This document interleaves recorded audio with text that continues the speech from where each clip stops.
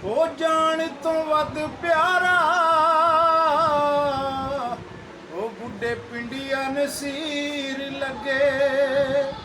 अस्सलाम वालेकुम दोस्तों, मैं थोड़ा अपना सिंगर शाहद अली प्रवास और मेरे कोल इस टाइम मौजूद ने मैडम सना जहां, ये भी बहुत अच्छे सिंगर ने। तो साड़ी एक तुहाडे तक मैसेज पहुँचाने वाली गल ये है कि साडे भाई चौधरी नसीर अहमद बुढ़े पिंड वाले जिन्हों ने पहले पेज बनाया सी साडे पंजाबी लोक गीत, उन्होंने तुसां बहुत ज़्यादा लाइक किया, पसंद किया, शुक्रिया। हुण उन्होंने एक चैनल यूट्यूब पर बनाया TT3 गोल्ड, उन्होंने ज़्यादा तो ज़्यादा सबसक्राइब करो और लाइक करो।